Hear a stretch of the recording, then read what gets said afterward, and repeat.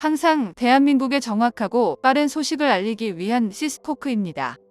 구독과 좋아요는 영상 제작에 큰 힘이 됩니다. 드디어 KF-21 전투기의 수출에 가장 큰 걸림돌이 없어질 예정입니다.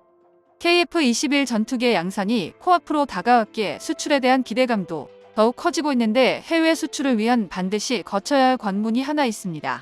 가장 큰 관문은 다름 아닌 엔진인데요. KF-21 전투기에 적용된 각종 첨단 기술들은 대부분 국산화에 성공했지만 적어도 엔진만큼은 여전히 미국에 의존하고 있기 때문입니다. 재작년 벌어진 전쟁의 여파로 K방산이 세계 방산 시장에 대박 신화를 써내려가고 있는 만큼 KF-21 전투기 역시 덩달아 방산 시장 진출에 대한 분석도 슬슬 등장하고 있는데요. 최근 FA-50을 비롯해 세계 시장에서 자리를 잡고 있는 만큼 대부분 KF-21 전투기의 시장 전망 역시 희망적으로 예측하고 있습니다. KF-21 전투기의 양산 수량이 많아질수록 도입 단가는 저렴해지고 이는 부품 가격을 낮추는 효과가 있기 때문에 늘 예산 부족으로 허덕이는 우리 군의 처지에서는 쌍수 들고 환영할 일인데요. 하지만 엔진이란 걸림돌은 아무리 주문이 폭주한다 하더라도 최종 수출을 위해선 미국의 허가를 받아야 한다는 치명적인 제약이 되고 있습니다.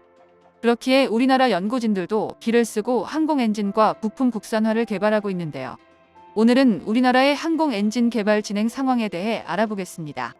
대한민국 군사기술력에 대한 국제무대 시각은 KF-21 전투기의 이전과 이후로 나뉜다 해도 절대 과언이 아닙니다. 2013년 탐색 연구가 끝나고 KF-21 전투기 개발을 위해 록히드 마틴과 컨소시엄을 체결했을 때 미국의 개발진들은 대한민국의 도전을 그저 패기 높은 도전으로만 치부했었는데요. 당시 대한민국은 KF-16 전투기 140대를 라이선스 생산하고 2000년 기본 훈련용 프로기였던 KT-1 웅비 개발과 2005년 T-50 개발에 성공한 게 전투기 개발 경험의 전부였습니다. 그런데 라이선스 생산이나 훈련기 개발을 초음속 전투기와 비교해본 연구진들은 하나부터 열까지 모든 게 달랐다고 전했습니다.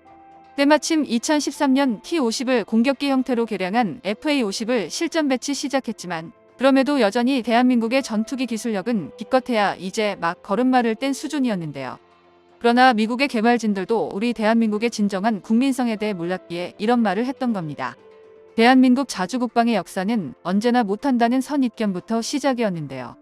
현재 우리나라는 KF-21처럼 자국 기술력으로 항공기를 조립 생산하고 독자적인 모델을 개발하는 수준까지 선진국에 견줄 만한 상태로 올라섰습니다. 그런데 앞서 말한 대로 항공기 엔진만큼은 타국에서 면허 발급을 통해 제작하고 있는데요.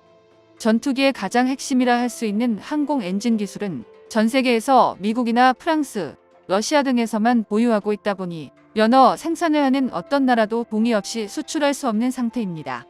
하지만 만약 자체 항공 엔진을 개발한다면 동의를 구하는 나라가 아니라 동의를 해주는 나라가 되며 그에 따른 경제적 이점은 두말할 것도 없는데요. 첨단 엔진은 인렛을 통해 앞부분에 공기를 빨아들이고 그 공기를 압축기를 통해 압축한 뒤 여기에 연료를 추가하여 연소실을 거치고 부가적인 추진제를 추가해 애프터버너로 높은 추력을 얻는 구조입니다. 이 과정에서 약 1500도 이상의 고온과 압력이 발생하게 되는데요. 그리고 이런 고온과 압력으로 인한 엔진의 손상을 막기 위한 핫섹션이란 부품이 필요합니다. 핫섹션 제작을 위해선 수만 시간의 고온과 압력을 견딜 수 있는 고내 구성 소재와 가공 기술 그리고 이를 복잡한 엔진에 조립할 수 있는 고난이도의 기술이 필요합니다. 그래서 업계에서는 핫섹션 소재와 그 조립 기술을 일컬어 현대 항공공학의 정점이라고 칭하는데요. 우리나라의 대표 방산기업인 한화에어로에서는 핫섹션 제조는 물론 소재 기술을 한 단계 더 발전시켰습니다. 최근 한화에어로스페이스가 산업통상자원부 기술 개발 사업의 일환으로 핫섹션 부품 가공을 위한 소재 인코넬 718의 제조 기술을 국산화하겠다고 발표한 것인데요. 니켈, 티타늄, 합금을 대체할 인코넬 718은 1500도 이상의 고온을 견딜 정도로 내열성이 높은 특수 합금으로 한화에어로가 소재 국산화 100%에 도달한다면 국내 기술을 바탕으로 방산 수출 시장 점유율에도 크게 기여할 전망입니다. 한화에어로는 1979년 공군 F4 전투기용 엔진 창정비 생산을 시작으로 지난 45년간 항공기 등에 탑재되는 엔진 1만 대를 생산했는데요. 기술과 경험이 미국도 놀랄 만큼 축적되었고 이젠 독자적인 항공 엔진 설계와 제작까지 도전 중입니다. 국내 여러 업체가 국방과학연구소와 함께 항공 엔진 개발을 위한 설계, 소재, 공정, 부품 기술을 개발하고 있는데 과거 항공용 가스터빈 엔진과 일부 부품을 면허 생산했던 것이 밑거름이 되었습니다. 또한 두산 에너빌리티 역시 항공 엔진 개발의 두각을 나타내는 에너지 및 방산 관련 기업인데요. 두산 에너빌리티는 전투기에 필요한 냉각 기술을 보유하고 있습니다. 추력을 향상하기 위해 발생하는 막강한 고온과 압력은 엔진의 터빈과 같은 부품을 마찰로 달아 마모시키고 고장 나게 하는 원인이 되는데 두산 에너빌리티의 고온 부품 냉각 기술은 이러한 터빈의 마모를 방지하고 엔진 성능을 향상하는 데 큰 역할을 하는데요.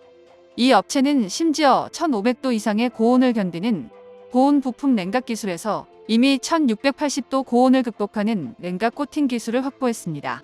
이를 토대로 국산 부품과 기술로만 첨단 항공 엔진을 개발한다면 KF-21의 수출을 가로막는 미국의 태클에도 당당히 방산 수출 시장 점유율 3위를 목표로 하는 게 가능해지는데요. 중국은 최근 러시아 항공기를 역설계하는 방식으로 자체적인 항공 엔진 개발에 성공했다고 합니다. 러시아산 AL-31 엔진을 사용하던 5세대 스텔스 전투기 젠20에 자국산 신형 항공 엔진 WS-15를 탑재한 것인데요. 중국은 1980년대부터 개발을 시작해 2001년 WS-10 엔진을 완성했습니다. WS-10은 엔진 출력 미달로 신뢰성이 크게 떨어지다 보니 자국 최신 전투기에도 쓰이지 못했고 결국 전투기가 아니라 자동차에나 달라고 할 정도였는데요. 중국 측 홍보 자료에 의하면 신형 엔진 WS-15는 F-22에 탑재된 미국 플랫앤 휘트니사의 F-119 엔진과 유사한 성능이라고 하는데 이를 사실대로 믿는 국가는 아무도 없을 겁니다. 물론 양산까지 시간이 걸릴 뿐더러 제대로 된 검증도 이루어져야 하겠지만 중국에선 개발 자체만으로 역사적인 사건으로 보고 자축하고 있는데요. 이렇게 진입 장벽이 높다 보니 연간 500억 달러 규모의 글로벌 항공 엔진 시장은 미국 제네럴 일렉트릭사와 프레젠 휘트니사, 영국 롤스로이스가 독점하고 있습니다. 그리고 이런 기술은 다시 자본과 결합해 또 다른 독점 시장을 향해 가고 있는데요. 전투기 엔진은 매우 복잡하고 고도의 기술과 노하우를 요구하는 분야입니다. 엔진의 효율성과 성능, 안정성 등 다양한 요소들을 고려해야 하는데요. 여기에 더해 앞서 말씀드린 3개 기업들이 전투기 엔진 기술을 독점하면서 기반 기술을 확보하기도 어렵습니다. 그렇지만 전투기를 수출해야 하는 나라인 대한민국에서는 항공 엔진 개발이라는 목표가 생겼습니다. 이는 K방산의 미래뿐만 아니라 자주 국방을 완성하는 중요한 단계로 보고 있는데요. 엔진 국산화를 완성한다면 그 파급 효과는 20년 동안 10조 원을 넘어설 것이며 이는 나아가 민항공기용 엔진으로 확장해 나갈 발판이 될 것입니다. 정보가 도움되셨다면 구독과 좋아요 부탁드립니다. 이상 시스코크입니다.